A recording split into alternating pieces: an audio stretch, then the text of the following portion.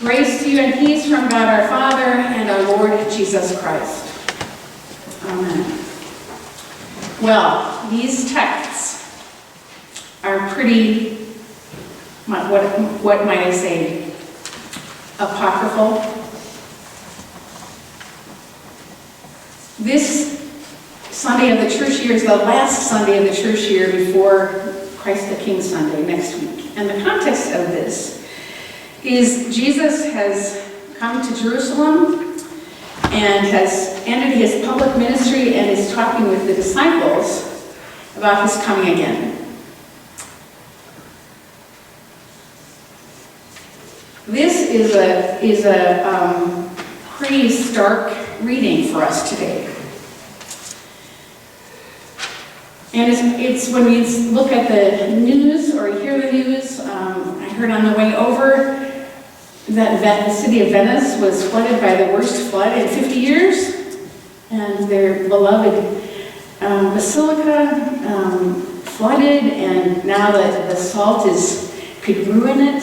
They're going to wash it with fresh water, but floods, earthquakes, tsunamis, hurricanes, the economy, you name it.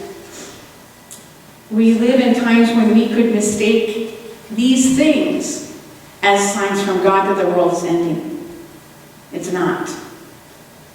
It's not. But our first reaction often is to be terrified.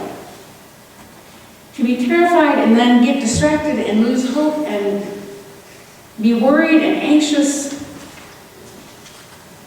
And that is not what God, our Creator, wants for us. Jesus was speaking to his disciples who were going to be carrying on his mission to gather other followers of Jesus, and that reminding them that the society was not at all friendly to Christianity. After all, he would soon die.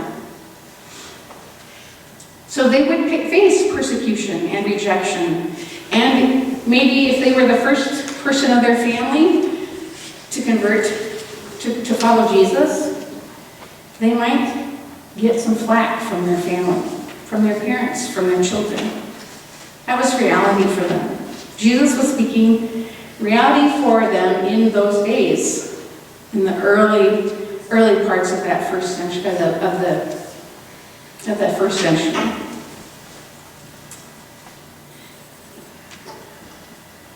But yet those kinds of things are happening now. The good news for me in this text begins with, well, there are several things. First is the instruction to not get distracted, to not follow after those who are saying the end of the world is coming in 20 years on 2 o'clock on Sunday the 2nd of December. That's not the truth. Scripture says to us, no one can measure time. No one can predict the date and time that the end of the world will come or that Jesus will return. No one can do that. So if someone's telling you that, that's not the truth. Don't go after them. That instruction is important in terms of all kinds of things that can distract us from our faith, from following after Jesus. When you hear of wars and insurrections, do not be terrified. Do not be terrified. For when we become afraid and anxious, we are not focused. Do not be terrified. I suppose that's a little bit like saying to someone who's a little anxious, well, just relax. But this goes deeper for us. This encouragement is to do not be afraid in the midst of all the craziness happening to you, happening around you. If you are terrified, you will lose your focus.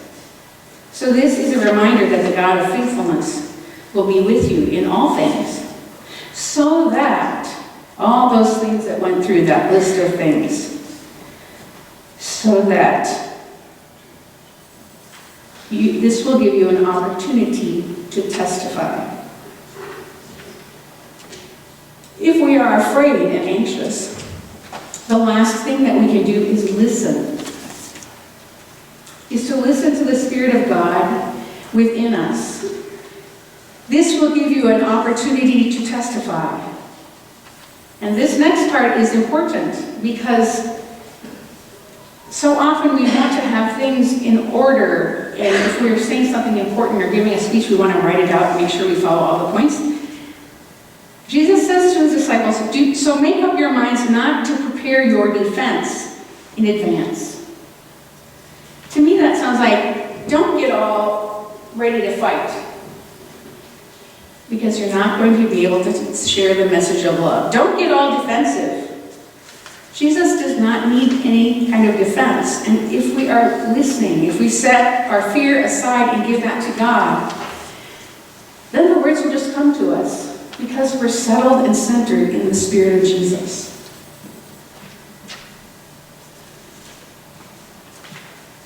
And we won't be feeling like we got to say the right thing, because the words will come to us from God. And the promise is, I will give you words and a wisdom that none of your opponents will be able to withstand or contradict. When you think about testifying, what are some examples that you see around you or experience in your world here or in society? What are examples of what it means to testify? Anybody?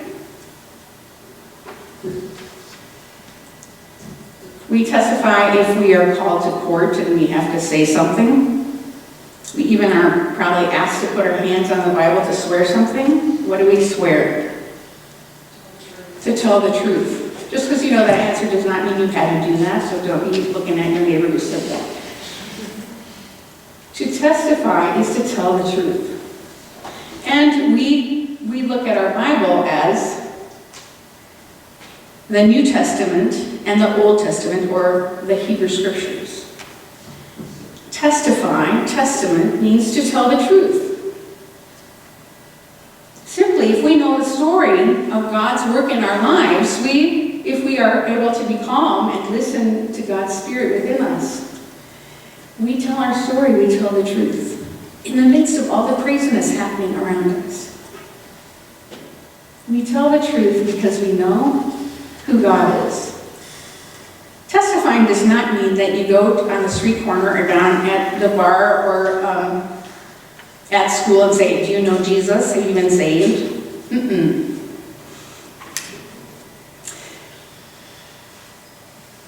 On All Saints Sunday, when we were in Hollandale, I invited the children to come forward, for the children's message, which I'm now doing at that service following Sunday Faith Formation. Afterwards, Tiffany Bethke came up to me and said, oh, wish you would have known that Nora has this wonderful, beautiful story, this testimony, telling her truth. Do you remember that? I don't think everyone heard what she said. She said, when I'm afraid or when I'm missing my grandma, I just raise my hands and look up into the sky and know that she's there. Out of a 4-year-old. She knows the truth, doesn't she? And we tell the truth to encourage one another. Because each one of us has our own experience in the truth that calls to be shared with one another. With being our authentic selves. And just allowing God's love and grace to pour out. Not that we create a speech or defense, but we tell our story. We tell our story. So what is our testimony to this community? How do we testify to this community in our geographic area of Blanchardville and Hollandale? How do we do that? What are ways that you see that happening or that you're participating in?